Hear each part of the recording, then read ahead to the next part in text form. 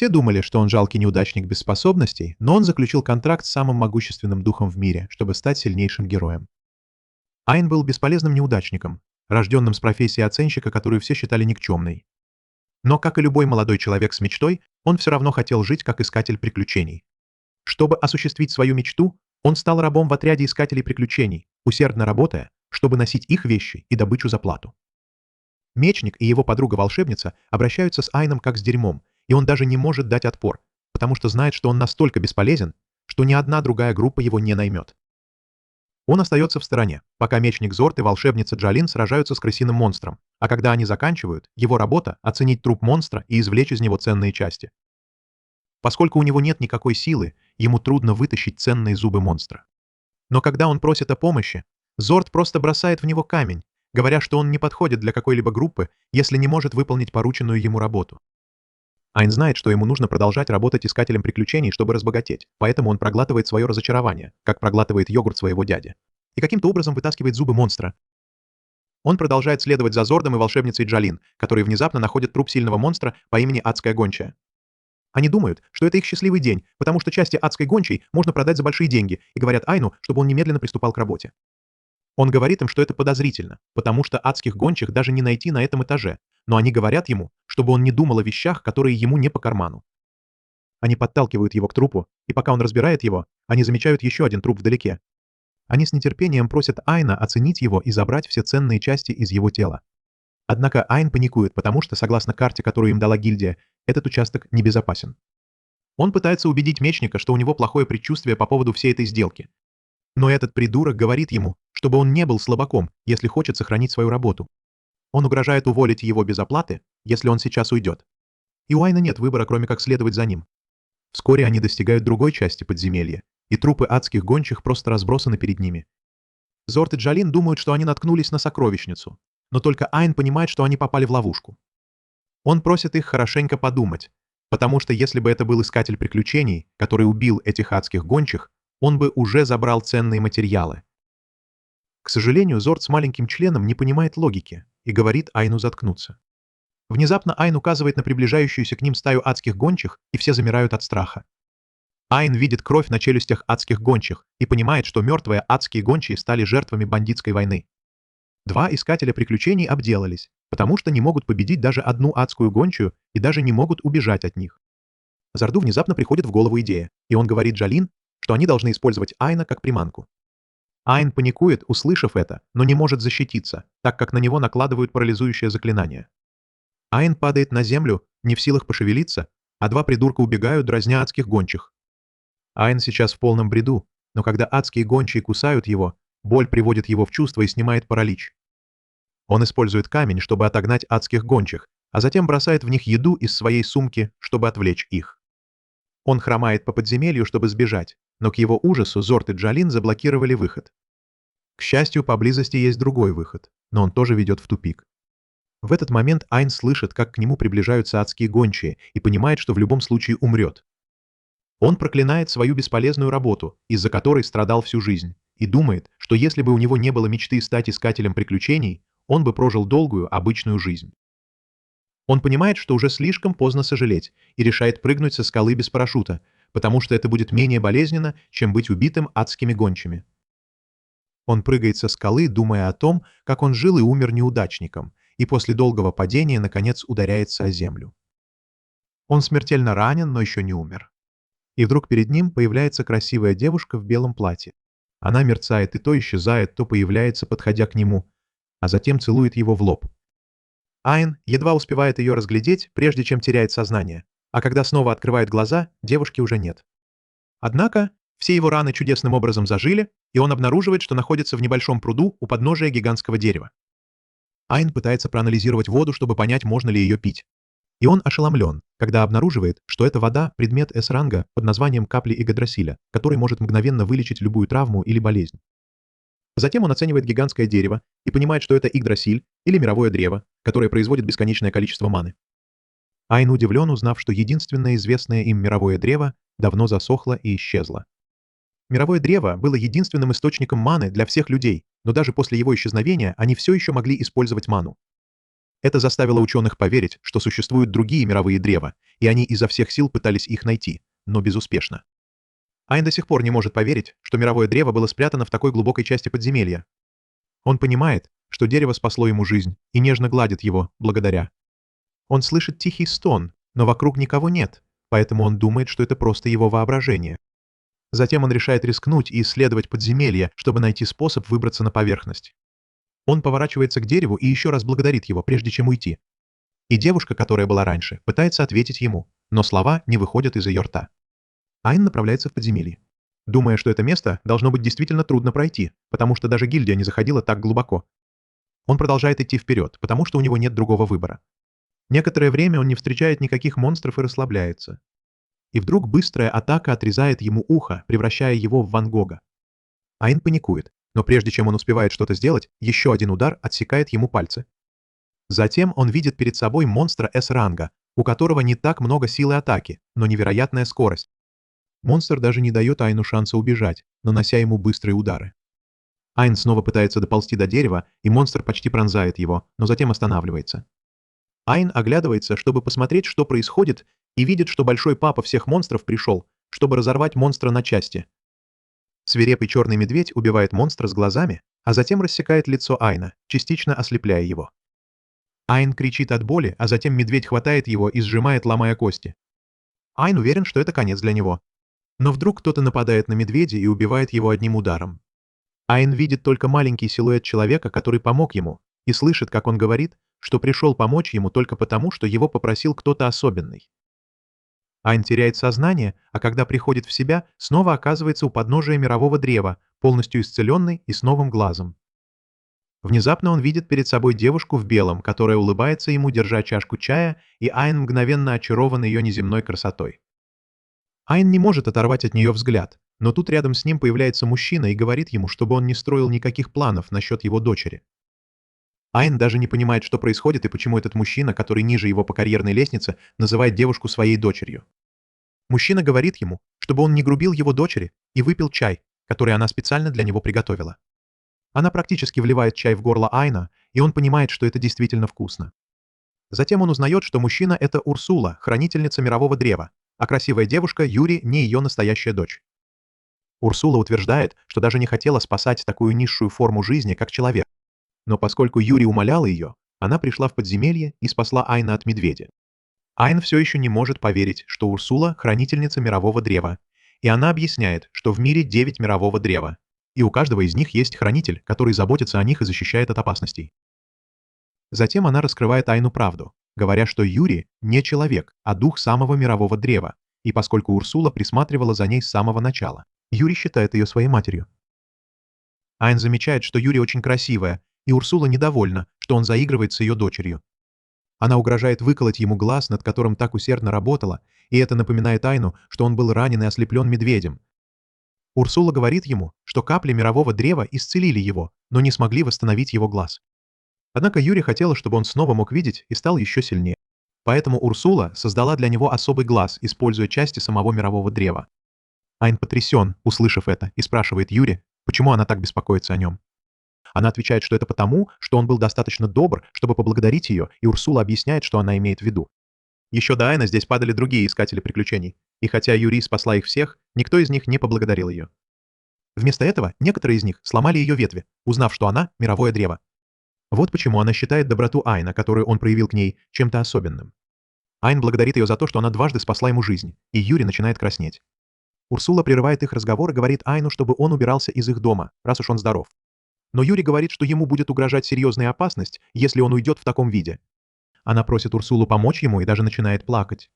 Урсула не может отказать ей, поэтому решает тренировать Айна, пока он не станет достаточно сильным, чтобы самостоятельно покинуть подземелье. Урсула сразу же ведет его в подземелье, и Айн начинает думать, что не выдержит тренировки. Она ведет его в темный коридор и говорит ему смотреть вперед. Айн говорит, что здесь темнее, чем в его будущем, и Урсула называет его идиотом. Она говорит ему, что его левый глаз обладает силой мирового древа, и если он сосредоточится, то сможет видеть больше.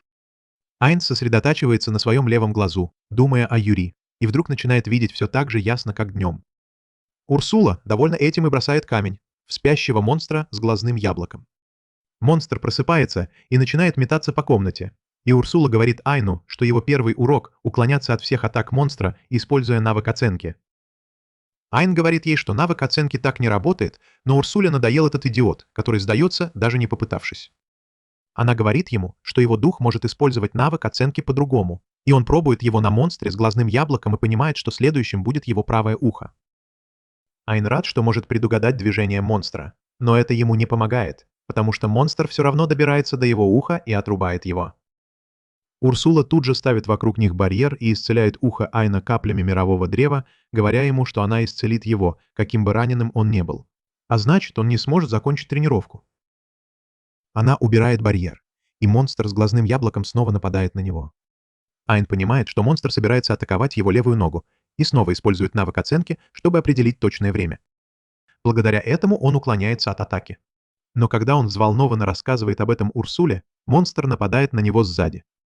Она говорит ему, чтобы он не радовался раньше времени, и он понимает, что она права. Он тренируется уклоняться от атак монстра целую неделю и теперь может одновременно анализировать местоположение и время атаки. Он может уклоняться от всех атак, но каждый раз, когда он начинает зазнаваться, монстр с глазным яблоком застает его врасплох и нападает. Урсула, как всегда, исцеляет его, а затем говорит, что он прошел первую тренировку, и теперь пришло время для второй части. Она говорит ему, что теперь ему нужно победить летучую мышь с глазным яблоком. И Айн говорит, что его профессия не подходит для боя. Урсула говорит ему, чтобы он перестал ныть, а затем дает ему ветку мирового древа, которую Юри сама отломила, чтобы он мог использовать ее как оружие. Она говорит Айну, чтобы он хорошо использовал ее и победил врага. Айн принимает вызов, думая, что теперь, когда он может предугадывать движение монстра, он легко его победит. Однако он понимает, что его удары недостаточно быстрые, чтобы попасть в летучую мышь. Он просит Урсулу дать ему несколько советов, и она говорит ему, чтобы он разобрался с этим, используя глаз духа. Айн решает полностью сосредоточиться на траектории движения монстра, и вдруг он может использовать продвинутую версию своего навыка оценки. Когда он использует супернавык оценки, он может видеть траекторию движения монстра в замедленной съемке. Он использует этот шанс, чтобы нанести ответный удар, и одним ударом сбивает монстра с ног. Айн поражен тем, насколько он силен, но Урсула бьет его по голове и говорит, чтобы он не зазнавался. Она дает ему следующее задание — победить всех летучих мышей с глазными яблоками на этом этаже, и Айн справляется с ним быстрее, чем ожидала Урсула. Она говорит ему, что пришло время для следующего урока, и он должен оценить способности монстра с глазным яблоком и сделать их своими. Айн говорит, что это невозможно, но Урсула говорит ему, что это невозможно для людей, но с глазом духа он может это сделать. Айн решает попробовать, и, посмотрев на монстра некоторое время, внезапно получает его навык суперускорения. У него голова идет кругом от всей этой новой информации, и тогда Урсула говорит ему попробовать этот навык. Айн приседает и бежит, как мой отец после моего рождения, но его мышцы разрываются, потому что они не предназначены для такого уровня нагрузки. Он падает на землю, и Урсула исцеляет его каплями мирового древа. Она говорит ему, чтобы он бежал, пока не упадет, и она его исцелит. Его мышцы будут становиться сильнее с каждым разом, и проделав это сотни раз, он получит тело, способное выдержать все. Через несколько дней его тело становится намного сильнее, и на следующем уроке Урсула говорит ему, что позволит ему оценить ее навыки, хотя на самом деле не хочет этого. Айн спрашивает ее о навыке, и Урсула без предупреждения бьет его огненным шаром. Она говорит ему, что учит его способности использовать магию без заклинаний, и просит его оценить ее способность за то короткое время, пока она бросает в него огненный шар. Айн не может этого сделать и получает ожог средней степени тяжести, поэтому Урсула просто исцеляет его и снова стреляет в него. Через некоторое время Айн учится бросать огненные шары без заклинаний, но быстро теряет сознание, потому что у него недостаточно маны. К счастью, капли мирового древа быстро восполняют его ману и даже увеличивают ее объем. Айн тренируется около полумесяца и может бросать сотни огненных шаров одновременно, а также использовать промежуточную магию. Урсула говорит ему, что он наконец-то достаточно силен, чтобы исследовать подземелье самостоятельно, но перед этим она хочет провести последнее испытание. Она берет его на бой с медведем-людоедом, и Айн нервничает из-за своей прошлой травмы. Урсула говорит ему быть увереннее, потому что он усердно тренировался, чтобы стать сильным, и толкает его к медведю. Айн стреляет в него огненными шарами, но он в душе штурмовик, и ни одна из его атак не попадает. К счастью, дым отвлекает медведя, и Айн использует навык суперскорости, чтобы обойти его сзади.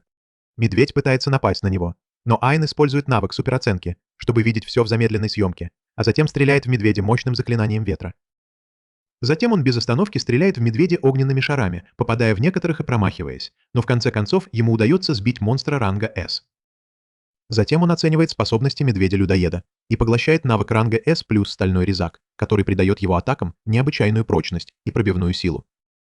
Пока он приходит в себя после головной боли, Урсула говорит ему, что он закончил обучение и теперь готов самостоятельно подниматься по подземелью. Затем она возвращает его к мировому древу и говорит ему быть благодарным, потому что она собирается сделать ему последний подарок перед уходом. Подарок — это оставшееся ядро духа мирового древа, и Айн говорит, что не может его взять, потому что оно очень ценное. Урсула говорит ему, что они просто одалживают ему силу, потому что, когда он умрет, ядро автоматически вернется к мировому древу. Она использует свою магическую силу, чтобы соединить ядро духа с протезом глаза Айна, но он не чувствует никакой разницы. Старый слуга говорит ему, что такому идиоту, как он, понадобится много времени, чтобы понять истинную силу улучшенного протеза глаза. Затем Айн поворачивается к Юри, чтобы поблагодарить ее, но ее нигде нет. Он спрашивает, где она, и Юри отвечает ему из своего протеза глаза, прежде чем принять человеческий облик. Айн не понимает, что происходит. Урсула объясняет, что поскольку в его глазу находится ядро духа мирового древа, оно по сути заменяет мировое древо. Это значит, что Юри может жить внутри него, и таким образом она будет с ним, куда бы он ни пошел. Юри взволнованно говорит Айну, что она исцелит его от всех травм и болезней с помощью капель мирового древа, и хотя он благодарен ей за это. Он спрашивает Урсулу, можно ли ему взять с собой дух мирового древа. Урсула пинает его, потому что не хочет отправлять Юрия с каким-то случайным человеком, но она также хочет, чтобы девочка исследовала мир и завела хороших друзей. Вот почему она решила доверить ее Айну, потому что, хоть он и идиот, он хороший человек. Айн клянется, что будет хорошо заботиться о Юре, и Урсула говорит ему, что ему лучше это сделать. Затем она создает светящуюся татуировку на его руке, заклинание бесконечного хранения. После этого она достает меч духа, который создала из материалов, которые дала ей Юри, и говорит Айну положить его в хранилище. Прежде чем он успевает это сделать, Урсула пронзает его обычный глаз, а затем заставляет проглотить магический камень, чтобы он заменил его поврежденный глаз. Айн спрашивает ее, что она только что сделала, и она объясняет, что его правый глаз теперь заменен камнем мудреца, который соединит их разумы. Благодаря этому они могут общаться друг с другом в любое время, и Урсула может видеть все, что видит Айн. Она говорит ему, что если он будет слишком близко к ее дочери или будет ее бить, она найдет его и убьет. После этого Айн спрашивает Юри, есть ли у нее какие-то особые планы, когда они доберутся до поверхности, и она говорит, что хочет встретиться со своими сестрами. Урсула объясняет, что изначально было только одно гигантское мировое древо, но оно разделилось на 9 частей, и Юри одна из них. Остальные мировые древа ее сестры, и Айн обещает, что они отправятся в путешествие по всему миру, чтобы встретиться с ними. После этого он, наконец, отправляется в путь, и Урсула продолжает рассказывать ему, по какому маршруту идти и с какими монстрами он столкнется. Айн обнаруживает, что теперь побеждать монстров С-ранга намного проще, и у него даже не болит голова, когда он поглощает их способности, потому что Юри мгновенно их исцеляет.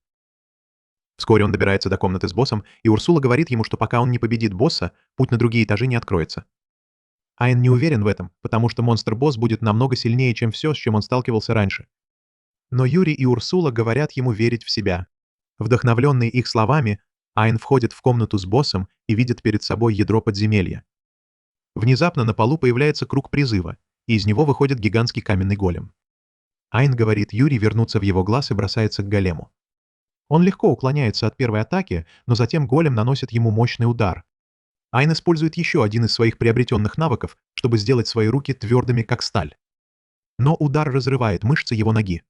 Юри исцеляет его на месте, а затем он использует навык растворяющего яда, который получил, убив гигантскую змею, чтобы расплавить руку голема. Это приводит голема в ярость, и он начинает безрассудно атаковать Айна, который каким-то образом убегает от него и прячется за камнями. Он понимает, что теперь не может подобраться к голему. Но затем Урсула говорит ему использовать заклинание, которому она его научила, потому что у него теперь достаточно маны для этого. Айн решает последовать ее совету и немедленно использует заклинание «Магическая нова» на големе, поражая его силой метеорита и расплавляя его тело. Он не может поверить, что теперь может это сделать, а затем Юри выходит из его тела и начинает его исцелять. Айн берет ее за руки и благодарит, а Юри начинает краснеть. Это не нравится Урсуле, которая говорит ему сосредоточиться на оценке останков голема. Айн оценивает тело голема и получает несколько высокоуровневых защитных и атакующих способностей. Урсула говорит ему, что он также может оценить ядро подземелья, но Айн не уверен, что это безопасно. В этот момент Урсула телепортируется к нему и оценивает ядро подземелья для него. Она обнаруживает, что оно похоже на ядро духа мирового древа и использует его, чтобы усилить протез глаза Айна. Она говорит ему, что он может победить больше боссов подземелий и использовать ядро, чтобы усилить силу своего духовного глаза, и это сделает его еще сильнее. После этого они втроем выходят из комнаты с боссом, и двери за ними закрываются. Урсула говорит, что поскольку ядро подземелья исчезло, подземелье теперь фактически запечатано. Это значит, что путь к мировому древу закрыт, и даже дыра, через которую провалился Айн, должна быть запечатана. Она говорит, что теперь никто не сможет добраться до мирового древа, а значит, ей не нужно оставаться здесь, чтобы защищать его. Она решает пойти с Юрией и Айном, и вскоре они выходят на поверхность. Тем временем в городском баре мечник Зорд выпивает с другими искателями приключений. Он рассказывает им историю о том, как его отряд был окружен адскими гончими в подземелье. И они думали, что не выберутся оттуда живыми. Но потом он искажает факты и говорит, что именно Айн решил пожертвовать собой, чтобы спасти других. Он начинает вести себя так, будто глубоко благодарен Айну, чтобы вызвать сочувствие у других искателей приключений. Но увидев стоящего позади него Айна, он выплевывает свой напиток. Зорд спрашивает его, как, черт возьми, он еще жив, и когда Айн говорит ему, что он просто победил монстров, он отказывается в это верить. Другие искатели приключений говорят Зорду, что он должен быть счастлив, потому что его спаситель жив. Но Айн говорит им, что он только что солгал. Он рассказывает, что Зорд и Джален парализовали его магией и оставили умирать от рук монстров. Это приводит всех искателей приключений в ярость, и они начинают бросать в Зорда все, что попадется под руку. Однако Айн останавливает их, потому что, несмотря ни на что, Зорд был единственным, кто взял его в свой отряд. Он благодарит этого придурка за все и уходит, удивляя всех в таверне, потому что его характер изменился на 180 градусов. После этого Айн, Юри и Урсула начинают исследовать разные подземелья, побеждая боссов и поглощая ядра подземелий. Они продолжают искать мировое древо в этих подземельях, но даже через пару месяцев ничего не находят. Возвращаясь из одного такого подземелья, они слышат крики и сразу же бегут туда, чтобы увидеть, как монстры нападают на карету. Айн быстро убивает монстров и поглощает их способности, а Юри и Урсула лечат раненых солдат. Затем Айн идет проверить розововолосую девушку в карете, которая влюбляется в него с первого взгляда и прижимается к нему, называя его героем. Айн смущен и растерян, но потом узнает, что девушка Клаудия — третья принцесса королевства, а мужчина рядом с ней Джаспер, глава гильдии торговцев. Принцесса приглашает Айна и его группу в свой дворец, чтобы поблагодарить их, а потом собирается наброситься на него. Но Юрий встает между ними и заявляет, что она жена Айна. Айн потрясен, услышав это. Но еще больший шок он испытывает, когда Клаудия небрежно говорит, что рада стать его второй женой. Пока девушки спорят на эту тему, к Айну подходит торговец Джаспер и говорит, что он должен жениться на нем. Айн приходит в ужас, потому что никогда не думал, что будет одинаково привлекателен для мужчин и женщин, но Джаспер говорит, что у него есть на это особая причина. Затем он ведет Айна и остальных в свою сокровищницу, объясняя, что ему нравится собирать драгоценные камни, а левый глаз Айна — это ядро духа, самое ценное из них. Айн потрясен, узнав, что Джаспер раскрыл его секрет. А потом торговец рассказывает ему легенду об изначальном мировом древе, которое исчерпало всю свою силу, чтобы запечатать повелителя демонов, а затем исчезло с лица земли. Он говорит, что много лет искал его ядро духа, и теперь, когда он его нашел, хочет оставить его себе навсегда. Айн хочет отказать ему, потому что он честнее правителя. Но Урсула говорит ему, что у Джаспера есть деньги и информация о мировом древе, поэтому он может использовать его помощь, чтобы найти другие мировые древа. Айн неохотно соглашается сблизиться с ним, но говорит, что сначала они будут просто друзьями. Джаспер не против, и он говорит Айну, что однажды тот обязательно станет гордым членом его гарема. Вскоре Айн, Юри и Урсула отправляются в скрытое подземелье, о котором им рассказал Джаспер, в надежде найти там сестер Юри. Айн входит в подземелье один и вскоре оказывается в тупике. Урсула говорит ему, что на стене есть заклинание телепортации, и он может активировать его, прикоснувшись к нему. Как только Айн прикасается к заклинанию телепортации, он оказывается в огромном лесу. Он приходит в ужас, увидев лес в подземелье, и Урсула говорит, что, похоже, мощная иллюзия изменила внешний вид подземелья. Айн думает, что единственное, что может создать иллюзию такого масштаба, это мировое древо, когда слышит голос из ниоткуда. Юри узнает голос своей озорной сестры Пинс, и она выходит из глаза Айна, чтобы поговорить с ней. Пинс говорит, что рада снова видеть сестру, и просит ее встретиться с ней в конце подземелья. Айн жалуется озорной Пинс, что Юри проделала весь этот путь, чтобы встретиться с ней, и она должна использовать магию телепортации, чтобы немедленно перенести их к ней. Пинс говорит ему, что не может использовать магию телепортации, поэтому им придется идти через лес, и Юри готова к этому. Пинс говорит ей, что она должна просто сидеть и позволить своему парню делать всю тяжелую работу, и Юри начинает краснеть, услышав это. Айн также говорит ей вернуться в его глаз, потому что лес может быть опасен, и он быстрее справится с ним сам. Пинс насмехается над его уверенностью, говоря, что она расставила сотни опасных ловушек по всему лесу, а также свирепых монстров, и ни один человек не сможет пройти через него. Айн говорит, что они это проверят, и идет прямо вперед. Урсула анализирует ситуацию через его правый глаз и дает ему точную информацию о ловушках и о том, как их обойти. И он быстро проходит через лес, расстраивая Пинс. Она говорит Айну хотя бы притвориться, что ему тяжело, потому что она потратила много сил, чтобы расставить эти ловушки. Юри также говорит ему, что Пинс любит создавать вещи и развлекать ими людей, а он отвечает, что это развлечение может стоить кому-то жизни. Пинс просто говорит ему, что она не убийца и отправляет людей наружу, прежде чем они окажутся в серьезной опасности. Затем она говорит, что скоро появятся сильные монстры, и убеждает Айна сдаться. Он заявляет, что не остановится ни перед чем, чтобы сделать Юри счастливой, и тут перед ним появляется монстр растения Сранга. Монстр атакует его усыпляющей пыльцой. Но у Айна есть иммунитет ко всем болезням, и он даже не чувствует сонливости, что расстраивает Пинс. Он достает свой меч и убивает монстра растения одним ударом, а затем оценивает его, чтобы узнать его навыки. Он узнает, что, используя уникальный навык монстра растения, он может создавать семена всех видов растений. Айн думает, что это полезный навык, когда вдруг что-то ударяет его по голове. Он задается вопросом, что происходит и почему он не может заметить нападающего, и Урсула говорит ему, что они используют навык скрытности. Однако Пинс поражена, потому что Айн все еще стоит, несмотря на выстрел в голову. Он говорит ей, что у него есть навык, который сводит на нет внезапные атаки, поэтому он не получит никакого урона от этих атак, и это еще больше ее злит. В довершение всего, Урсуле удается обнаружить монстра, атакующего Айна, и он использует магию гравитации, чтобы мгновенно раздавить его насмерть. Муравьи-невидимки становятся видимыми после смерти, и он использует навык оценки, чтобы скопировать их навык скрытности, а также взрывную силу прыжка. Пинс начинает плакать, потому что ничего не помогает. Но она снова обретает уверенность, когда посылает двух монстров ранга, чтобы атаковать его одновременно. Айн просто использует свою суперскорость, чтобы убить их обоих одним ударом, и когда Пинс узнает, что он всего лишь оценщик, несмотря на свою силу, она сдается. С другой стороны, Зорд, мечник из предыдущей группы Айна, находится на дне. Все избегают его в гильдии, и даже Джалин начинает вести себя так, будто она невиновна, и он заставил ее парализовать Айна. Симы из гильдии доверяют Джалин и выгоняют Зорда, говоря, что никто больше не будет с ним работать. Зорд приходит в ярость и проклинает Айна за то, что тот выжил, потому что, если бы он умер мирно, этого бы не случилось. Он решает пройти квест высокой сложности, чтобы очистить свою плохую репутацию, и отправляется на охоту на монстра морского ранга в том же подземелье, где находится вход в подземелье Пинс.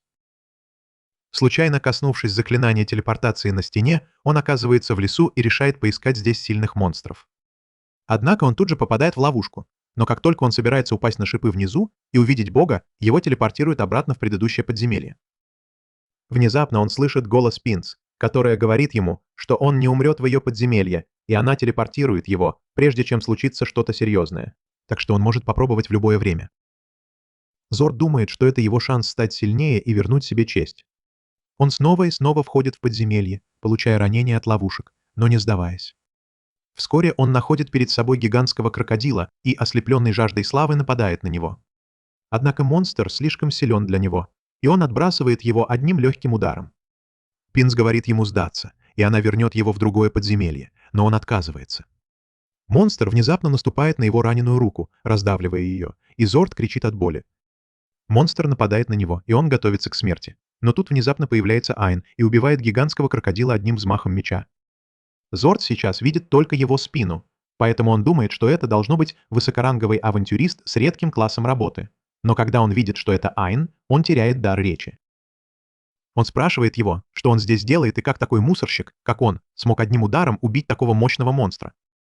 Айн говорит, что он просто разминается, а затем замечает раны Зорда. Он просит Юри о помощи и брызгает святой водой на раны Зорда, полностью исцеляя его. Это еще больше сбивает с толку, но прежде чем он успевает задать какие-либо вопросы, Айн усыпляет его магией и просит Пинс отправить его обратно. После этого он продолжает свой забег и добирается до комнаты с боссом. Пинс говорит ему, что она ждет за дверью босса, и Айн беспокоится, что если он победит босса, путь к мировому древу будет навсегда закрыт. Урсула говорит ему, что этого не произойдет, пока ядро подземелья не повреждено, и Айн входит внутрь.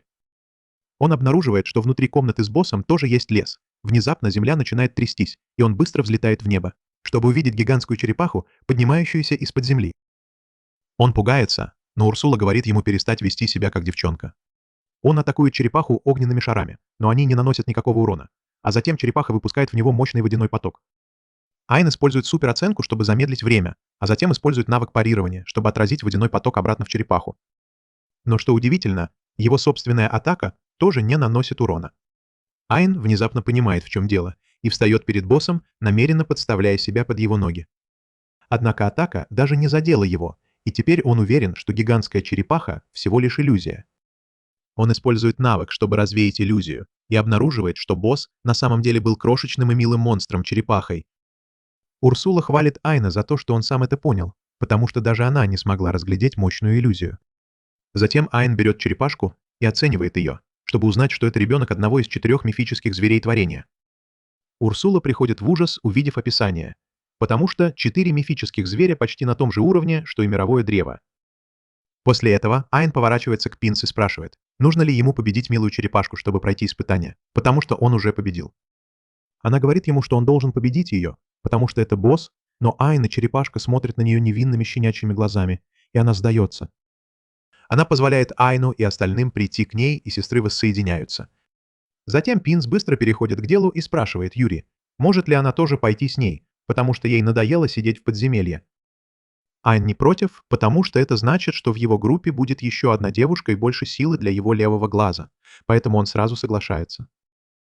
После этого черепашка слезает с плеча Айна и превращается в девушку. Она представляется как Кирахейм, хранительница Пенны и дочь божественного зверя Джинбу.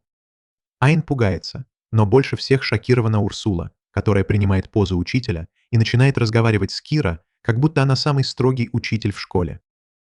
Айн не понимает, что происходит. Затем Урсула говорит ему, что он должен получить разрешение Кира, прежде чем забрать Пинс. Он встает на колени перед Кира, чтобы попросить разрешения, и она с радостью соглашается. Она дарит Айну камень мудреца, потому что тоже хочет пойти с ним и посмотреть мир. Вскоре Урсула приходит в себя.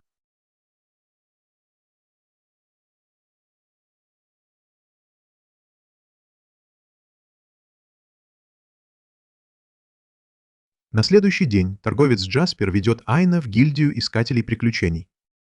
Айн нервничает из-за того, что находится там с таким важным человеком, как он, потому что боится, что люди подумают, что он фембой, который продал свое достоинство богатому папочке.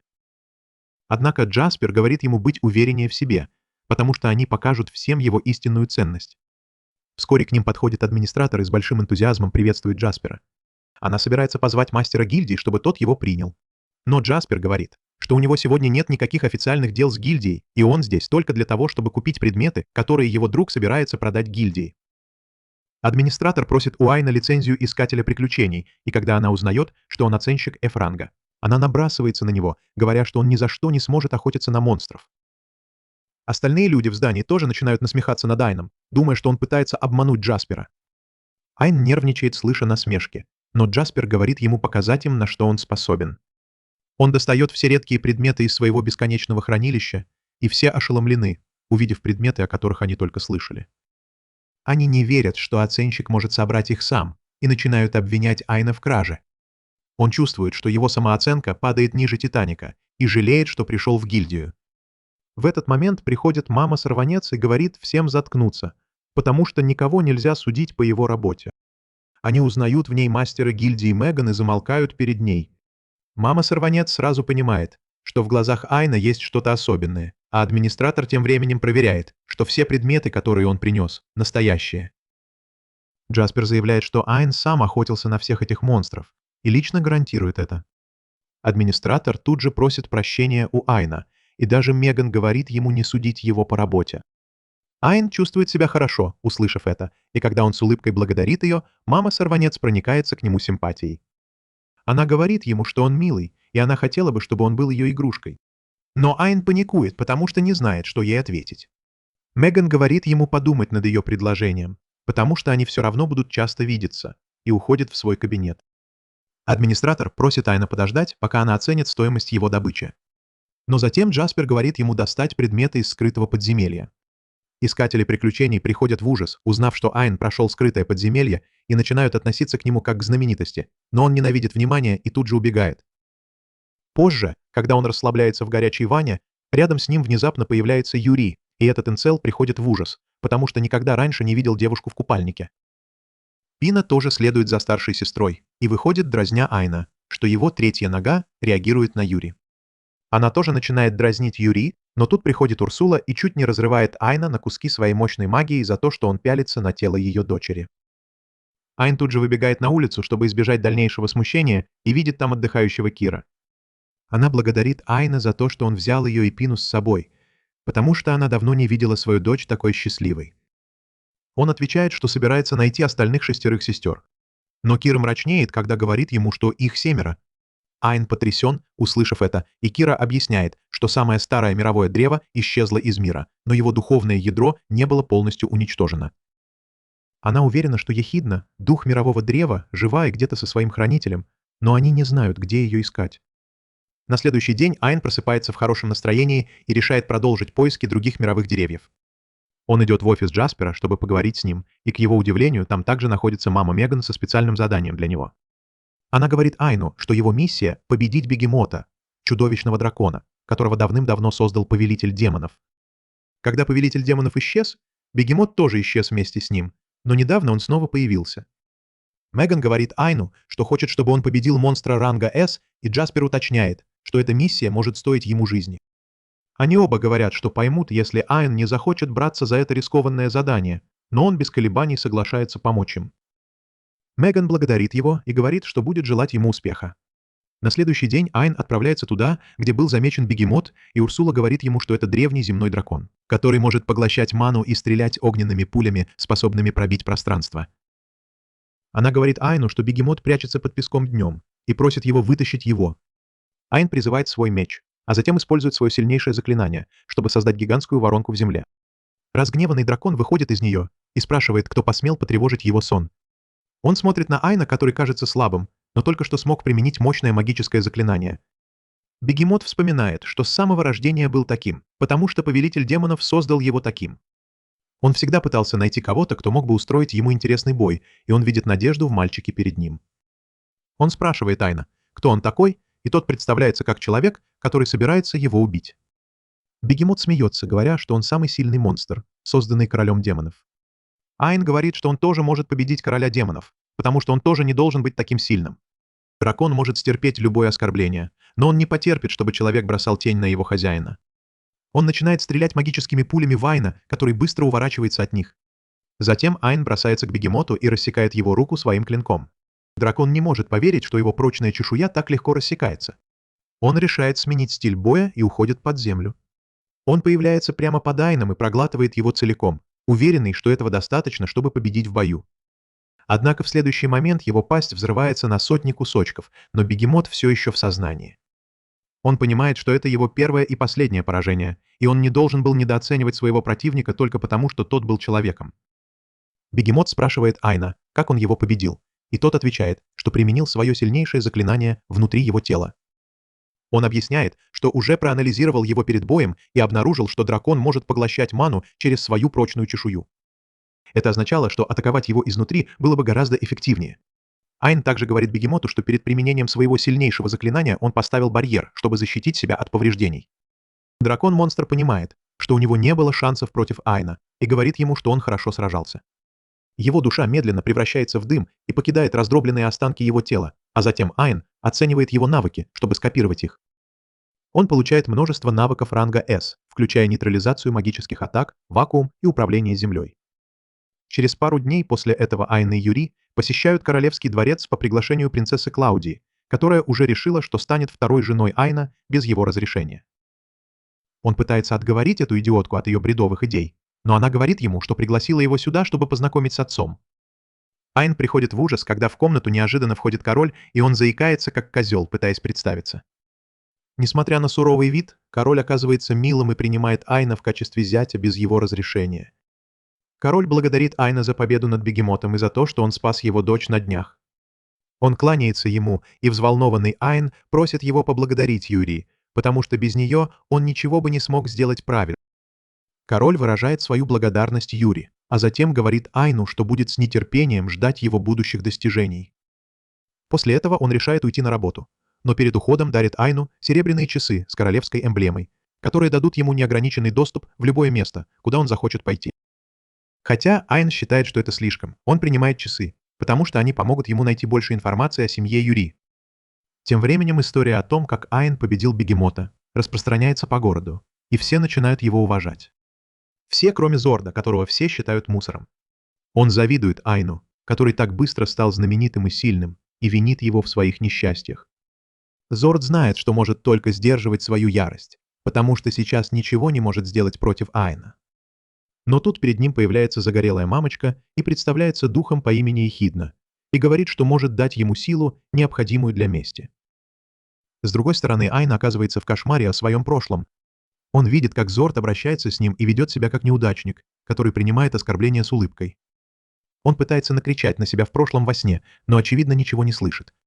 Внезапно он видит стаю адских гончих, пожирающих его тело, и это заставляет его дрожать от страха, когда он понимает, что мог бы закончить так же.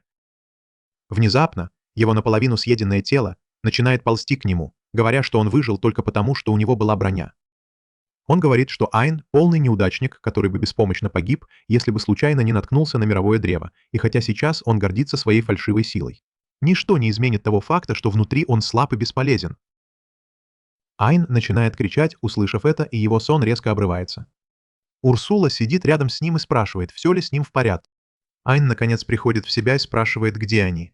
Она говорит ему, что он потерял сознание после встречи с королем из-за усталости и с тех пор спит. Урсула жалуется, что Юри беспокоится о нем, и Айн сразу же спрашивает ее, где она сейчас.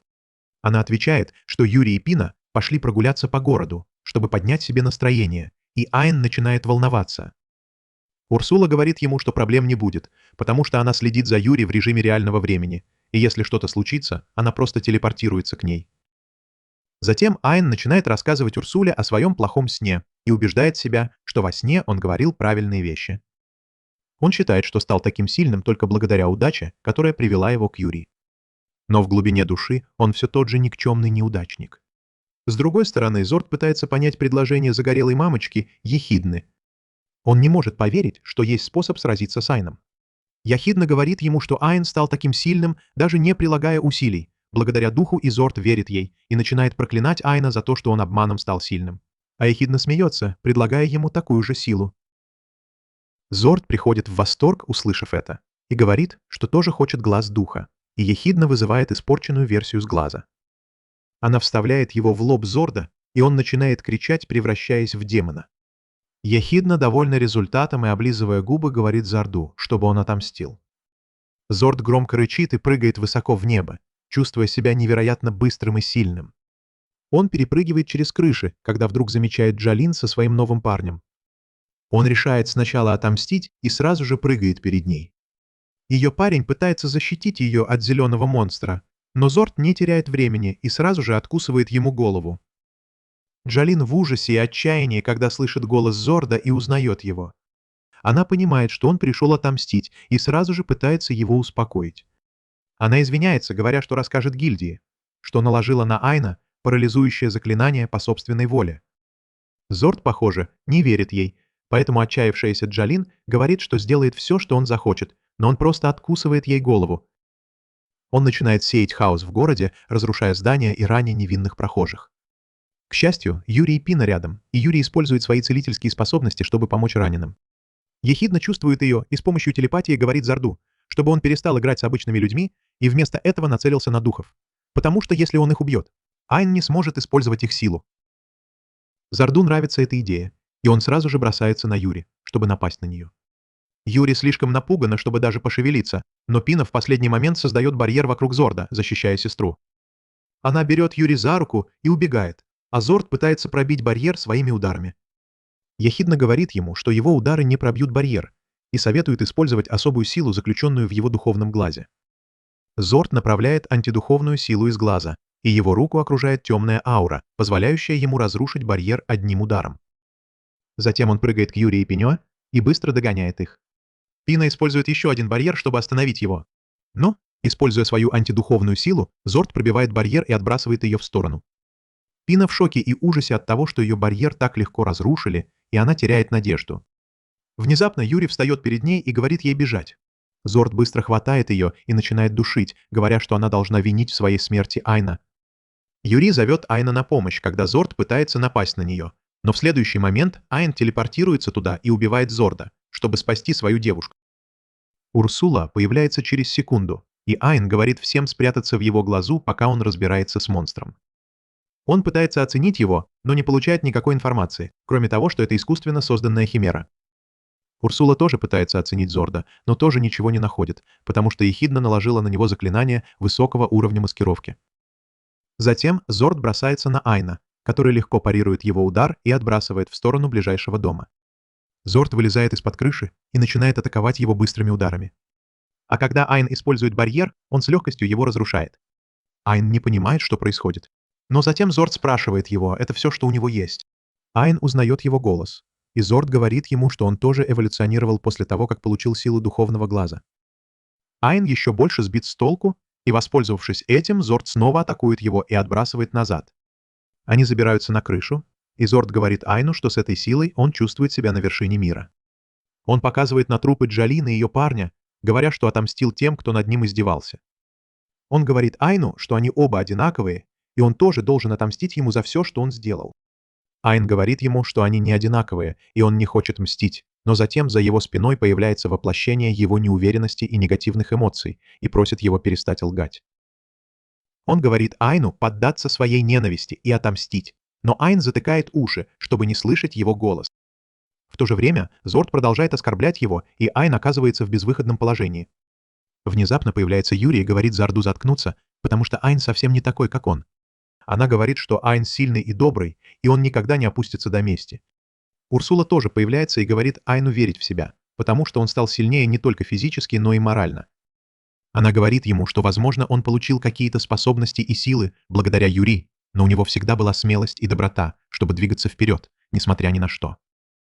Юри тоже говорит ему, что верит в него, и, вдохновленный ее словами, Айн решает встретиться лицом к лицу со своей неуверенностью. Он заявляет, что оправдает ожидания Юри, несмотря ни на что, и превращается в Супер Саяна, высвобождая огромное количество золотой маны, которая сжигает его неуверенность и негативные эмоции. Даже Зорд поражен этим всплеском маны, и Урсула говорит Айну, что он наконец перестал сомневаться в себе и теперь может использовать всю силу духа. Зорд говорит, что это не помешает ему убить Айна, и тут же бросается на него. Айн остается неподвижным до последнего момента, а затем наносит Зорду ответный удар, который отбрасывает его жалкую задницу на дорогу. Зорд не может этого принять, но Айн уже идет к нему с грустным выражением жалости на лице. Зорд в отчаянии бросается на него, и Айн создает барьер, который останавливает его темную силу. Урсула говорит Зорду, что он получил лишь небольшую часть силы от духа, стоящего за ним, и в таком состоянии он не сможет победить Айна. Зорд кричит ехидне, чтобы она дала ему больше силы, и она с радостью делает это, еще больше мутируя его.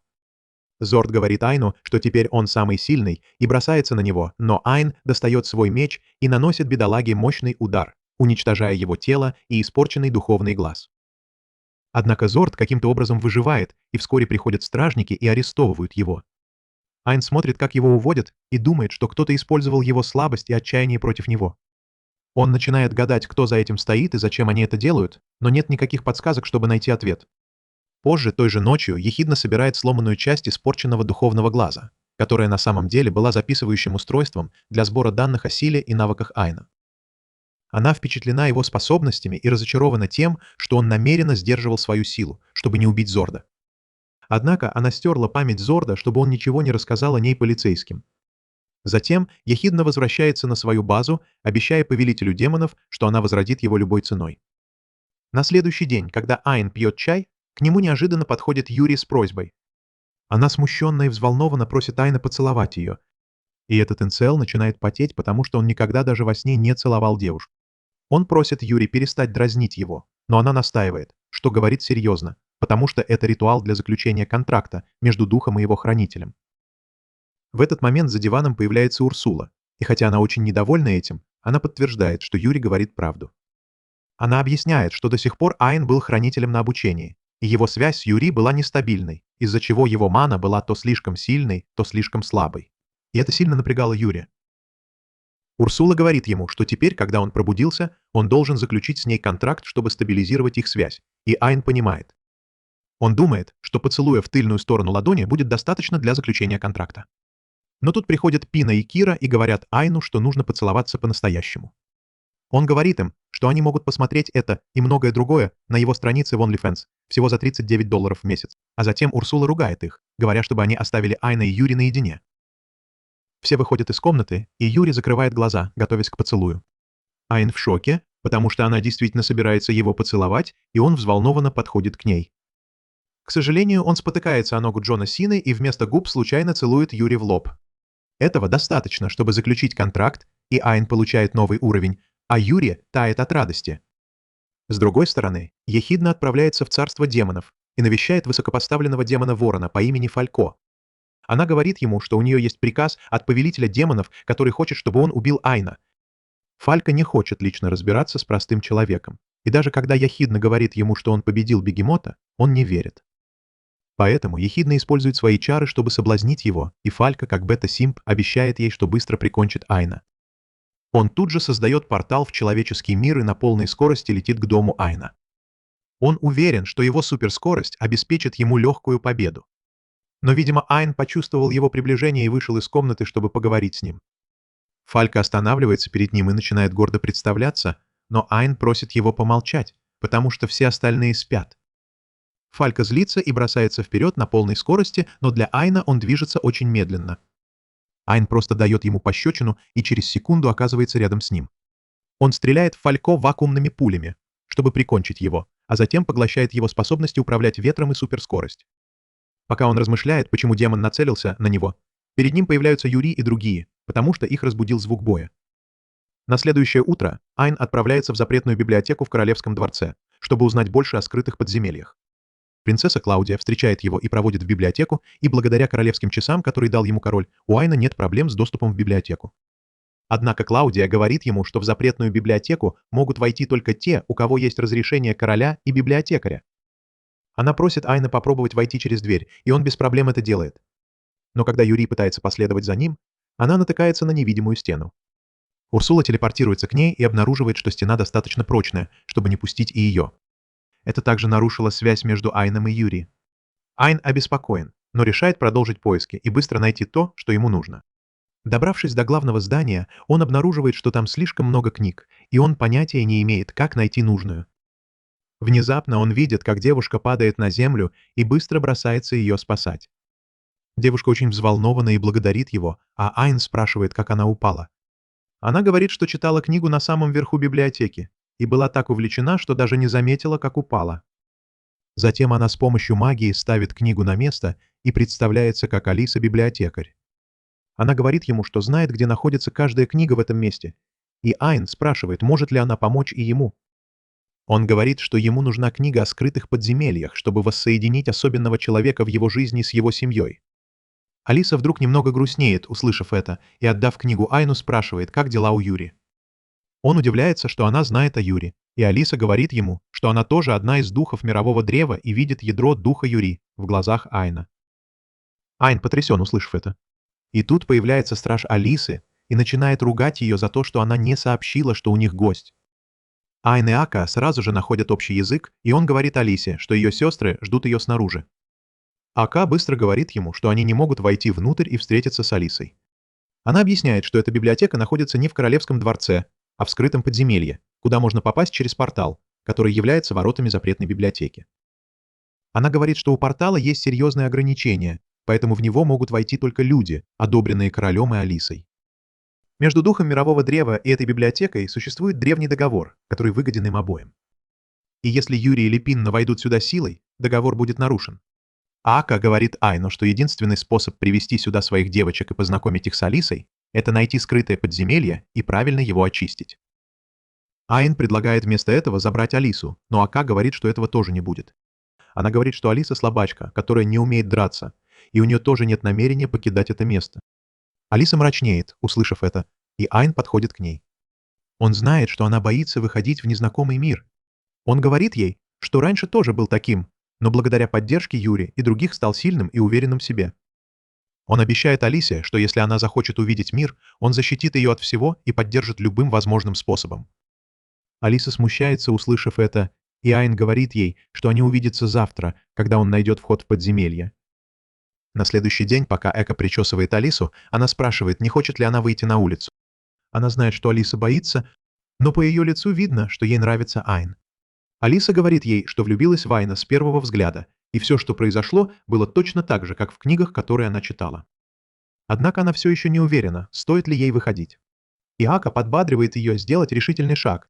Она просит ее довериться Айну и пойти с ним, потому что даже если что-то пойдет не так, она всегда сможет вернуться домой. В этот момент Айн входит в библиотеку через Королевский дворец, потому что не смог найти вход в скрытое подземелье в книге.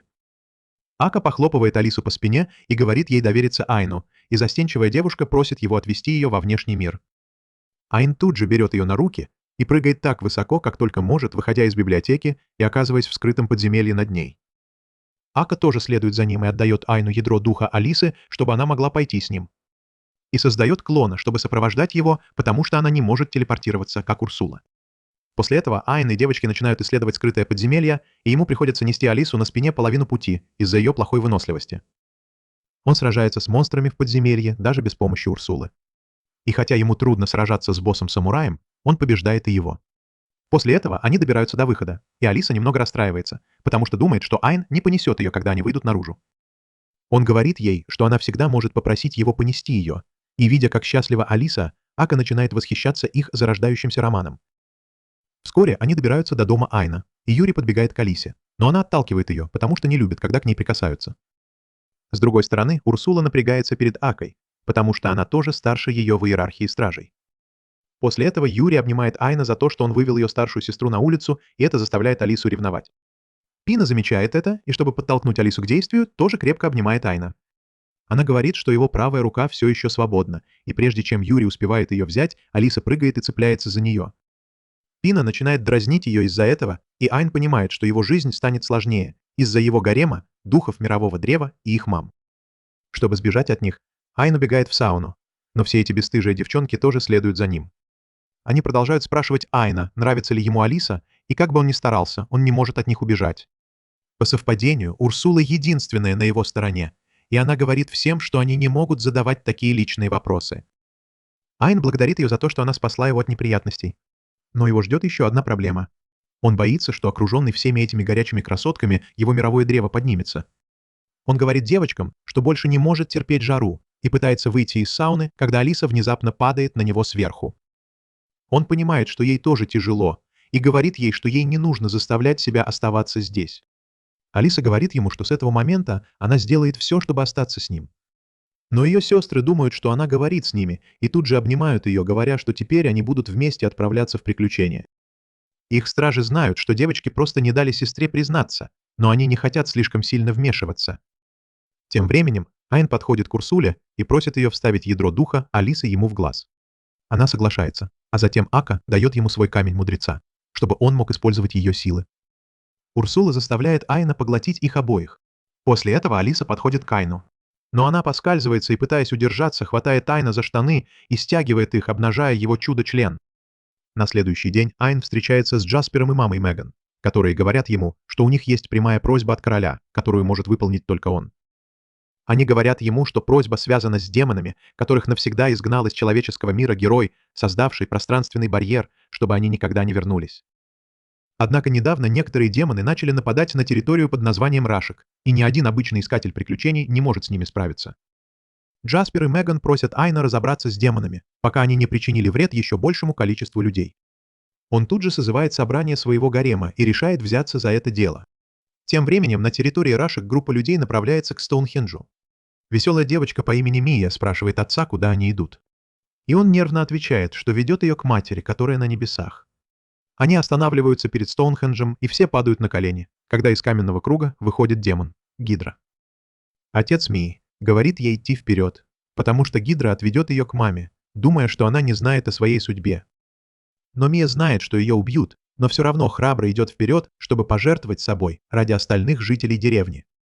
Когда ее уже собираются съесть, ее отец передумывает и умоляет Гидру съесть его и пощадить дочь, Гидра напоминает жителям деревни, что по их договору ей нужна одна женщина в месяц, и в обмен на это их деревня будет в безопасности.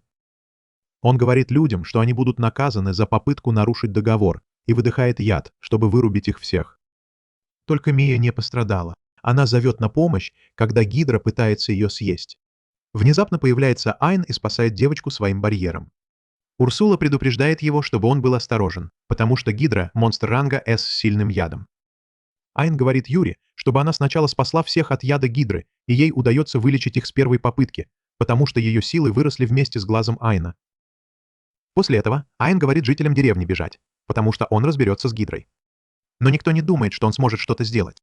Айн просто достает меч и разрубает Гидру на сотни частей, шокируя всех жителей деревни. Некоторые из них узнают в нем героя, который убил древнего дракона. Пока Урсула оценивает способности Гидры, жители деревни благодарят Айна за спасение их жизней. Он просит их отвести его к правителю этого региона, и жители деревни внезапно мрачнеют. Они говорят Айну, что хотя он спас их от Гидры, было бы лучше, если бы он позволил им умереть. Они уходят, но Айн полон решимости встретиться с правителем и узнать, что не так с этим местом. Вскоре он добирается до большого особняка правителя и решает поговорить с ним о том, что он тратит свое богатство на показуху, когда его люди голодают. Он входит в особняк и громко спрашивает, есть ли кто-нибудь дома. Правитель Нигун выходит поприветствовать его и оказывается полным идиотом. Пока они пьют чай, Айн говорит Нигуну, что он здесь, чтобы разобраться с демонами, нападающими на этот регион. Нигун спокойно отвечает, что поблизости нет никаких демонов, а сообщения, отправленные в гильдию, скорее всего были преувеличены, потому что в этом регионе слишком много монстров. Айн говорит, что все равно хотел бы остаться на несколько дней и патрулировать регион ночью, чтобы убедиться. Затем он сообщает Нигану, что по пути сюда убил Гидру, и это внезапно меняет характер правителя. Он в шоке роняет чашку, узнав, что Гидра мертва, и спрашивает Айна, как он мог ее убить, ведь она была единственным, что удерживала лесных монстров от нападения на деревню. Он начинает ругать Айна, говоря, что без Гидры, защищающей их границу, лесные монстры снова начнут нападать на них. Айн жалуется, что было несправедливо заключать сделку с Гидрой, потому что она требовала жертв. А Нигун говорит, что пожертвовать одним человеком ради всей территории – это не так уж и много. Он говорит Айну, что просто убьет несколько монстров и вернется домой. Но жители его территории пострадают из-за его действий. Он в гневе выходит из комнаты, а Айн не знает, что теперь делать. Он покидает особняк, а Неган идет поговорить со своим отражением в волшебном зеркале. Он называет свое отражение тенью и в панике объясняет, что Айн убил Гидру. Тень говорит Нигану, что они легко найдут другого монстра на замену Гидре, но главная проблема — это Айн. Он говорит доверчивому дворянину, что Айн демон, потому что ни один человек не может убить монстра ранга С, такого как Гидра, и если они хотят защитить свою территорию, они должны убить его. Нигун верит ему и идет устраивать смерть Айна. А Тень смеется, говоря, что людьми легко манипулировать, и после небольшой подготовки он выйдет из зеркала и завладеет телом Нигуна. С другой стороны, Айн обнаруживает, что стена деревни сильно повреждена и там вообще нет охраны. Он пытается расспросить жителей о Нигуне, но как только они слышат его имя, они убегают. Айн понимает, что все боятся Нигуна и пытается найти хоть какую-то зацепку, которая могла бы ему помочь. Вскоре он находит удрученного мужчину, который сидит один и смотрит на свое поле, разоренное монстрами после смерти Гидры.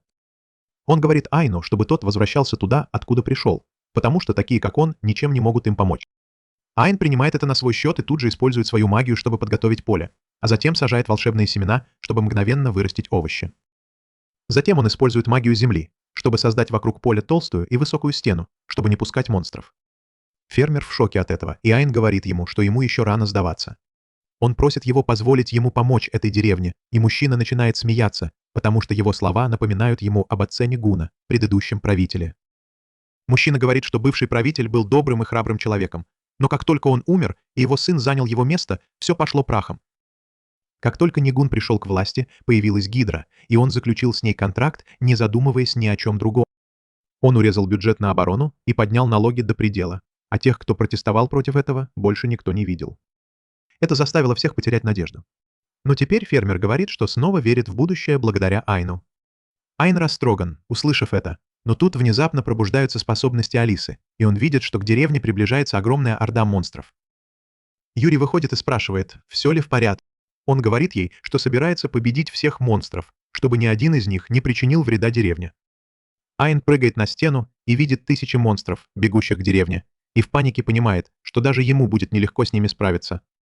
Когда он спускается, позади него появляется Юрий и спрашивает, что они теперь будут делать, а Айн понятия не имеет. Но, видя, что жители теряют надежду, он решает отдать все, что у него есть, чтобы защитить их жизни. Он говорит Юрию, чтобы тот забрался ему в глаз, а затем высоко подпрыгивает и выпускает гигантскую вакуумную пулю в надежде убить несколько монстров и напугать остальных.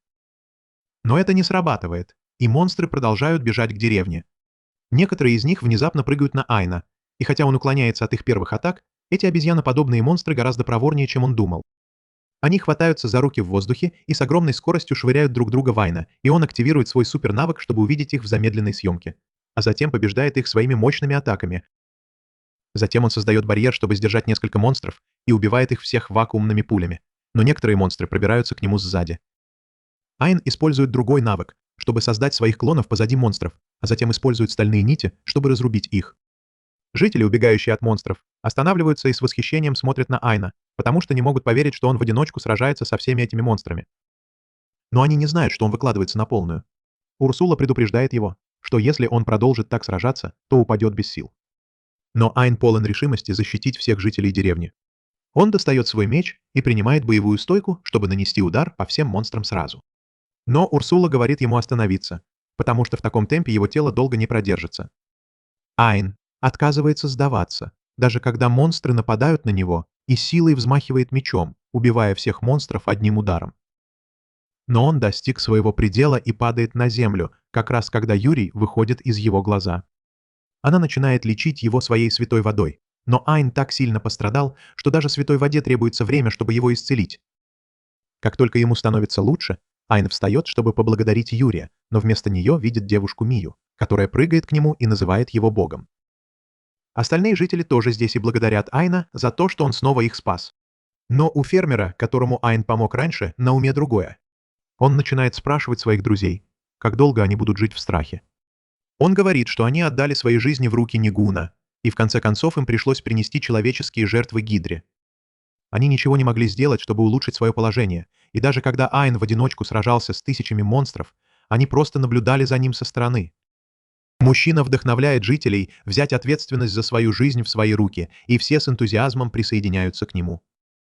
Айн тронут этим и говорит Юрию, что это похоже на то, как она спасла его. Тогда она защитила его достоинство и дала ему смелость жить своей жизнью, и теперь, когда он сделал то же самое для жителей деревни, он чувствует, что стал таким же великим человеком, как она. Любопытные жители прерывают их разговор, говоря, что они больше никогда не позволят Нигуну командовать ими. И тут появляется Нигун и спрашивает, не о нем ли они говорят. Жители пугаются, увидев его, но их лидер ясно говорит ему, что они будут следовать за Айном, а не за ним, потому что именно он их спас. Ниган лишь усмехается и уверенно говорит жителям, что Айн их обманывает. Он утверждает, что Айн демон, и он устроил нападение монстров, чтобы промыть всем мозги и захватить контроль над этим регионом. Но жители отказываются ему верить и говорят, что даже если Айн демон, они будут рады, если он будет править ими, а не такой некомпетентный неудачник, как Нигун. Услышав это, у Нигуна начинается паническая атака, и лидер деревни говорит ему, что им нужен такой правитель, как его отец, который будет сражаться на их стороне, и его состояние ухудшается. У него сильно болит голова, и он просит тень помочь ему, достав зеркало, которое он носит как кулон. Айн чувствует от зеркала дурные предчувствия, но не может его оценить, и понимает, что кто-то наложил на него заклинание сокрытия высокого уровня. Он пытается отобрать зеркало у Нигуна, но уже слишком поздно, и мальчика поглощает тьма. Он обнаруживает, что разговаривает с тенью, сидя в луже крови, вытекающей из кубка. Ниган просит совета, и тень говорит ему убить всех, кто убил его, как они убили его отца.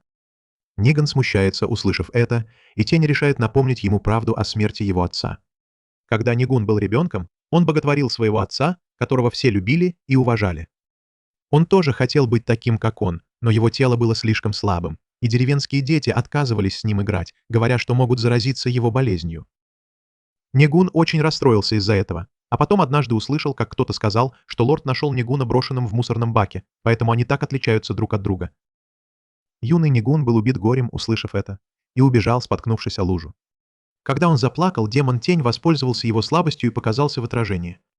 Нигуну было очень интересно посмотреть, как его отражение разговаривает с ним, и тень сказал ему, что он его воображаемый друг, потому что у него нет настоящих друзей.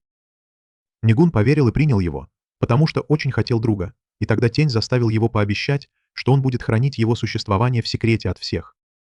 С того дня Нигун проводил большую часть времени с тенью. Однажды он увидел, что его отец выглядит очень больным и забеспокоился о нем. Тогда тень показал свое истинное лицо и посоветовал Нигуну заварить чай из особых целебных трав, чтобы помочь отцу. Следуя его совету, Нигун заварил чай из травы, снимающей усталость, и каждый день давал его отцу. Но его здоровье продолжало ухудшаться, пока однажды он не умер. Нигун был очень опечален смертью отца и беспокоился, что не сможет заботиться о деревне. Но тень сказал ему, что поможет ему все сделать идеально.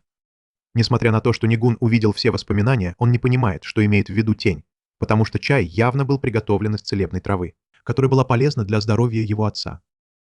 Тень называет его идиотом за то, что он не понял этого, и говорит, что это он убил своего отца собственными руками.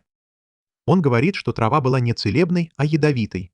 Нигун отказывается в это верить, потому что в энциклопедии ясно сказано, что это растение помогает от усталости, и тень самодовольно ухмыляется, говоря, что он использовал магию, чтобы изменить книгу, и на самом деле это ядовитое растение, которое приводит к смерти, если употреблять его в течение длительного времени. Узнав эту правду, Неган чувствует, что вся его жизнь рушится, но тень еще не закончил шокировать его. Он говорит Нигану, что тоже солгал о том, что он демон, потому что если здесь и есть демон, то это он. Ниган слишком ошеломлен, чтобы ответить на это, и тень говорит ему, что изначально он планировал завладеть телом его отца и проложить путь между этим миром и царством демонов, чтобы экспортировать туда людей. Однако отец Нигуна никогда не терял бдительности, поэтому он не мог к нему приблизиться. Поэтому он подошел к уязвимому мальчику, который поверил его лжи, потому что так отчаянно хотел друга. Тень насмехается над Нигуном, говоря, что он по глупости убил своего отца, которого любил больше всего, и это стало для него последней каплей. Нигун кричит, понимая, что его одурачили, и, теряя контроль над собой, тень проникает в его тело, овладевая им. Пока все это происходило, Айн мог только смотреть на темную массу, окружавшую Нигуна. И когда она рассеивается, он понимает, что человек, который вышел, это не Нигун, а кто-то другой. Айн спрашивает его, кто он такой, и демон представляется как тень-соблазнитель, демон с титулом Виконта. Айн спрашивает его, где Нигун, и тень указывает на себя, говоря, что трус все еще здесь, но он был таким идиотом, что было легко завладеть его телом, немного манипулируя его эмоциями. Айн приходит в ярость из-за демона, который говорит ему, что это его вина, что все так обернулось. Он объясняет свой план захватить деревню и отправить людей в царство демонов. Но все пошло не по плану, когда сюда пришел Айн, и у него не осталось другого выбора, кроме как взять дело в свои руки. Тень говорит Айну, что в отличие от демона Ворона, который приходил за ним в прошлый раз, он знает слабости людей. Он уверен, что Айн не сможет дать серьезный отпор, потому что убить его значит убить Нигуна. Затем Тень атакует Айна своими темными силами, и тот уклоняется от его атак, прежде чем попытаться сдержать его барьером. Однако демон использует антидуховное искусство, с легкостью разрушая барьер. Он хвастается перед Айном, что на его уровне он ничего не сможет ему сделать. Айн решает вложить всю свою энергию в следующий барьер, но Тень призывает 8 монстров, чтобы напасть на жителей деревни, заставляя его вернуться и защитить их. Айн создает барьер и говорит жителям деревни бежать, пока он сдерживает монстров, но Тень призывает еще больше монстров и разрушает барьер. Айн создает своих клонов, чтобы справиться с монстрами, но пока он отвлекается на спасение всех, Тень наносит ему мощный удар. Он продолжает бить Айна, который пытается отразить атаку, но вспоминает веселое лицо Нигуна. Он не может причинить вред мальчику, поэтому использует защитный навык, чтобы выдержать атаки, но это значит, что он не может сдвинуться с места. Урсула говорит ему перестать быть сентиментальным и дать отпор. Но Айн продолжает думать, как победить Тень, не причинив вреда Нигуну. Тень понимает, как сильно эта дилемма мучает Айна, и начинает дразнить его. Он говорит ему собраться и серьезно напасть на него, потому что только так он сможет спасти жителей деревни. Однако Айн отказывается это делать, потому что если он пожертвует одним человеком, чтобы спасти сотню других, он будет на том же уровне, что и идиот Нигун. Он говорит Тени, что никогда этого не допустит, и выкрикивает имя Нигуна, призывая его взять себя в руки. Тень смеется, говоря, что Нигун закрылся и не отвечает на звонки. Затем он продолжает бить Айна, который идет к нему, несмотря на серьезные повреждения. Несмотря на то, что Юрий и другие предупреждают его, что он может серьезно пострадать, Айн продолжает идти к Тени, заставляя его нервничать. Затем он хватает Тень за воротник, говоря, что спасет Нигуна и всех остальных, а затем бьет его головой со всей силы, вырубая его. Затем Айн начинает выкрикивать имя Нигуна, и его голос проникает глубоко в сознание мальчика, где он винит себя во всех несчастьях, с которыми столкнулся его народ. Неган пытается не слышать голос Айна, но тот говорит ему подумать, почему он так сильно хотел защитить свою территорию. Ниган вспоминает прошлое и то, как он всегда хотел быть похожим на своего отца. Но потом он понимает, что за его желаниями стояла более глубокая причина. Он хотел защитить счастье своего народа, как и его отец, но, подумав об этом, он начинает плакать, потому что все испортил. Он знает, что совершил непростительные поступки, но также понимает, что если он сейчас будет сидеть и жалеть себя, то еще больше людей окажутся в опасности. Он решает продолжать двигаться вперед, чтобы исправить уже нанесенный ущерб, и медленно выходит из темного места. С другой стороны, тень внезапно приходит в себя и отходит от Айна на некоторое расстояние. Он говорит Айну, что ничто из того, что он делает, не спасет Нигуна, а затем снова нападает на него своими теневыми конечностями, но внезапно его тело останавливается. Он понимает, что Ниган сопротивляется, и говорит ему, что это бесполезно, потому что, что бы он сейчас ни делал, он не покинет свое тело. Ниган говорит тени, что его это не беспокоит. И затем, на короткое мгновение, он снова получает контроль над своим телом. Нигун благодарит Айна за попытку спасти его, а затем достает кинжал и пронзает свое сердце. Айн потрясен, увидев это, но Урсула появляется раньше, чем он успевает попытаться спасти Нигуна. Она говорит ему почтить жертву Нигуна, и они оба смотрят, как он беспомощно истекает кровью. Тень злится и спрашивает Нигуна, какого черта он это делает, и они продолжают разговор в своем общем сознании. Ниган говорит Тени, что понял, что он не просто его воображаемый друг, а нечто опасное. Однако он продолжал игнорировать все тревожные сигналы и прислушиваться к его советам, потому что все еще считал Тень другом, даже когда сомневался в нем. Услышав его искренний разговор, Тень оскорбляет Нигуна, называя его чрезмерно эмоциональным слабаком и говоря, что он для него не более чем инструмент. Он говорит ему умереть в одиночестве, покидая его тело, превращаясь в маленького гибрида лягушки и крысы и незаметно убегая. Когда он замечает девушку Мию, он решает войти в ее тело, но меч Айна пронзает его голову насквозь. Затем Айн подбегает к Нигуну, используя целительные силы Юри, чтобы залечить его рану, но она, похоже, не заживает. Айн теряет надежду, но тут появляется Юри и начинает лечить Нигуна, говоря Айну, что их чувства обязательно дойдут до Нигуна. Они оба продолжают звать Нигуна по имени, пока лечат его, и это действительно доходит до мальчика, возвращая его с порога смерти. Когда Нигун открывает глаза, Айн и Юри крепко обнимают его. Но как только он приходит в себя, он отталкивает их, спрашивая, какого черта они его спасли. Он утверждает, что для всех было бы лучше, если бы он просто умер. Но Айн говорит ему, что он никому не позволит умереть, даже ему. В этот момент туда приходят жители деревни, и их лидер говорит Нигану, что он не сможет искупить свои грехи, если умрет. Он говорит ему, что ему придется жить и столкнуться с гневом и горем людей, которым он причинил боль, и они ни за что не позволят ему сбежать от этого.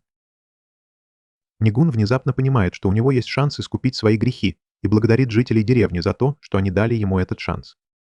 Юри говорит, что очень рада за него, но внезапно падает в обморок от усталости. Айн подхватывает ее и уносит отдыхать под дерево, говоря, что если бы в прошлом он встретил тень вместо Нигана, то тоже стал бы таким. Затем он внезапно злится на демона за то, что тот воспользовался уязвимостью людей, и клянется, что уничтожит их всех.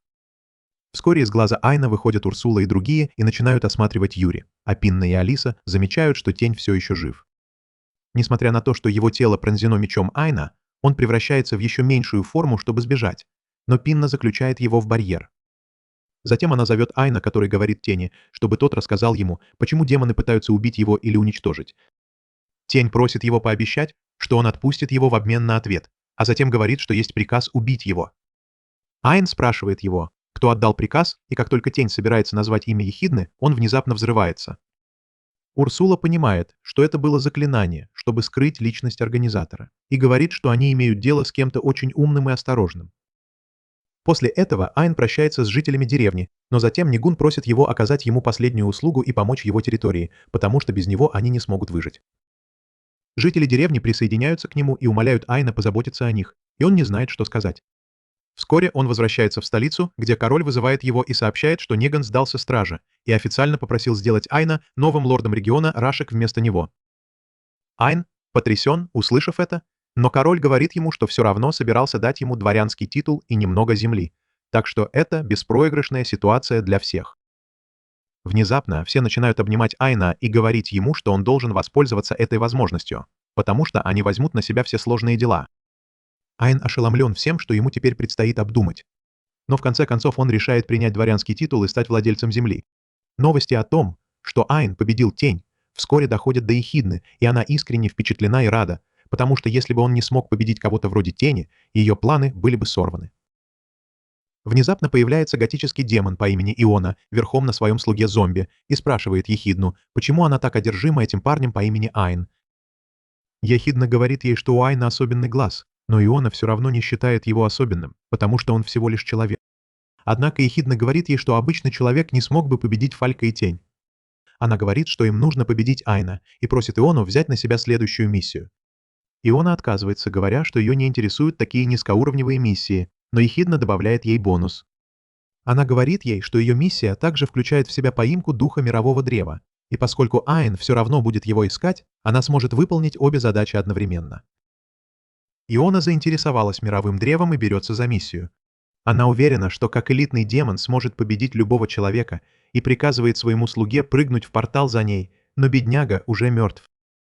Иона просто бросает его и прыгает в портал, а на лице Ехидны появляется жуткая улыбка, потому что она послала Иону, чтобы сделать Айна еще сильнее. Тем временем, в мире людей Юрий с нетерпением спрашивает Айна, что он хочет на обед, потому что она собирается готовить для него сегодня. Прежде чем он успевает ответить, приходит Алиса и говорит, что ей нужно обсудить с ним кое-что важное. Тут же появляется Пина, думая, что Алиса собирается признаться Айну в своих чувствах, а Юрий говорит, что тоже хочет это сделать. Однако у Алисы пока нет таких планов. Она говорит Айну, что тоже хочет увидеть своих сестер и использует свою особую способность, чтобы искать другие мировые древа. Все радуются, думая, что она наконец-то нашла другое мировое древо, но Алиса говорит, что кто-то показал ей его. Айну все равно, и он говорит, что они должны пойти и найти духа. И вдруг зрелая мамочка с завязанными глазами говорит, что согласна с ним. Айн в замешательстве, потому что не узнает голос и даже не видит, откуда он доносится. Оглядываясь по сторонам, он снова слышит голос мамочки. И на этот раз он доносится с кровати. Он оборачивается и видит, что женщина с завязанными глазами соблазнительно лежит на кровати и приходит в ужас, спрашивая, кто она такая. Женщина называет Юрия и других своими сестрами и просит их подойти к ней. Юрий тут же прыгает на нее, называя ее старшей сестрой Кирш, но оказывается, что мамочка — это всего лишь иллюзия, а не ее настоящее тело. Юрий разочарована, но Айн все еще ничего не понимает. Пин объясняет, что Кирш — вторая по старшинству из духов мирового древа, и Айн потрясен тем, что дух мирового древа пришел к нему сам. Он представляется ей, и Кирш начинает приближаться к нему. Айн смущается, а Алиса злится на Кирш за то, что она к нему пристает. Она говорит сестре, чтобы та перешла к делу, и Кирш говорит, что сейчас на мировое древо напали демоны, и им нужна помощь Айна. Айн просит Кирш сказать ему, где находится ее мировое древо, но она говорит, что ей ничего не угрожает. Вместо этого это Мэй, их младшая и самая очаровательная сестра. Она объясняет, что скрытое подземелье Мэй — это целый лес, но у нее нет защитника, потому что они давно умерли, когда какие-то жадные люди пытались заполучить силу мирового древа. Айн приходит в ярость, услышав это, но затем Кирш говорит ему, что сейчас она выступает в роли защитника Мэй. Это удивляет Айна, потому что духи мирового древа не могут покидать свои деревья. Но Пина объясняет, что 3 старшие сестры — высокоуровневые духи, и у них есть определенная свобода передвижения. Айн наконец понимает, что Кирш до сих пор защищала Мэй, но теперь демон собирается ее забрать. Кирш говорит ему, что он прав, и это то, чего она ожидала от жениха Юри. Айн ошеломлен, потому что услышал слово, означающее обязательство. А потом Кирш начинает танцевать, как в ТикТок, говоря, что это тело перед ним иллюзия, а ее настоящее тело с Мэй. Пина спрашивает ее, может ли она победить демона, напавшего на Мэй, с помощью своих особых способностей, и Кирш отвечает, что может. Но ее способности настолько сильны, что она может случайно взорвать лес Мэй вместе с демоном. Айн спрашивает Кирш, использует ли она повязку на глазах, чтобы сдерживать свою силу, и она подтверждает. Айн понимает, что демон должно быть очень силен, если Кирш не может победить его, не используя всю свою силу, и он не позволит никому навредить духу мирового древа. Он говорит Кирш, что обязательно придет за ней и Мэй, и она говорит ему, что Алиса знает, где находится дерево Мэй. Вскоре после этого Айн добирается до проклятого леса, который является скрытым подземельем Мэй. Урсула говорит ему, что на лес наложено много проклятий, и те, кто заражен ими, никогда не смогут выбраться. Айн использует тысячемильный глаз Алисы и свой навык оценки, чтобы найти Мэй. Но через некоторое время Пина замечает, что они еще не видели ни монстров, ни ловушек. Урсула говорит Айну, что в лесу есть монстры, но они не идиоты, и прячутся от него, потому что он слишком силен. Айн понимает, что раз ему не нужно иметь дело с монстрами, он может поторопиться. Он использует свой навык суперскорости, чтобы добраться до Мэй, но внезапно останавливается, заметив опасность. Он видит рой демонических пчел, летающих в воздухе под командованием демона по имени Шершень. Она говорит Айну, что собирается убить его, и тут появляется монстр-медведь. Шершень посылает своих пчел разобраться с ним, и они полностью пожирают его за считанные секунды. Демон уверен, что Айн не справится с таким количеством врагов, но он просто исчезает и появляется позади нее, нанося удар в грудь. Однако этого недостаточно, чтобы убить шершня, потому что она превращается в рой пчел и рассеивается, говоря Айну, что он никогда не сможет найти ее настоящее тело. Айн говорит ей, что ему не нужно ничего искать, потому что он убьет всех демонов.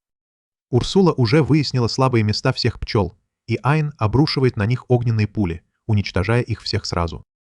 Шершень в панике от этого и решает отступить, чтобы спасти свою жизнь. Она находит портал в демоническое царство и решает сбежать через него, но, к ее удивлению, из него выходит Иона. Иона недовольна тем, что демон убегает. Шершень пытается объясниться, но Иона отвергает ее оправдание и убивает ее. Затем она замечает, что ее цель уже нашла ее, и оборачивается, чтобы представиться Айну как герцогине демонического царства. Несмотря на ее невероятное давление, Айн даже не шевелится, но понимает, что она действительно сильна. Иона впечатлена им и говорит, что будет весело убить его. Но Айн говорит ей, что у нее не будет шанса сделать это. Он мгновенно телепортируется за ее спину и использует навык, чтобы лишить ее силы. Иона удивлена, потому что даже не ожидала этого, а затем Айн увеличивает свою силу, чтобы начать избивать ее. Он даже не дает ей шанса, подбрасывает ее в воздух и швыряет на землю. Иона начинает смеяться, потому что давно не сталкивалась с таким сильным противником, а затем решает выстрелить в Айна из своих магических пистолетов. Она говорит ему, что он не сможет увернуться от ее особой атаки, но Айн все равно не собирается этого делать. Он просто парирует атаку, отправляя пули обратно в Иону, и она в замешательстве, потому что это тоже невозможно. Она пытается убежать от отраженной атаки, но не успевает и получает удар. Иона не может поверить, что стала такой слабой только потому, что Айн однажды лишил ее силы. Она пытается убежать, но Айн появляется позади нее и мгновенно обезглавливает ее. Иона даже не понимает, что произошло, когда ее голова отделяется от тела, а затем Айн объясняет, что он не просто лишил ее силы. Каждый раз, когда он бил ее, он лишал ее силы, и сейчас она слабее обычного монстра. Иона в отчаянии, услышав это, и утверждает, что это невозможно, потому что она элита на вершине демонической иерархии.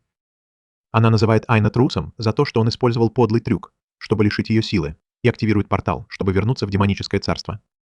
Она клянется убить его при следующей встрече, и Айн собирается последовать за ней, но Урсула останавливает ее, потому что им нужно сначала добраться до Мэй и Кирша.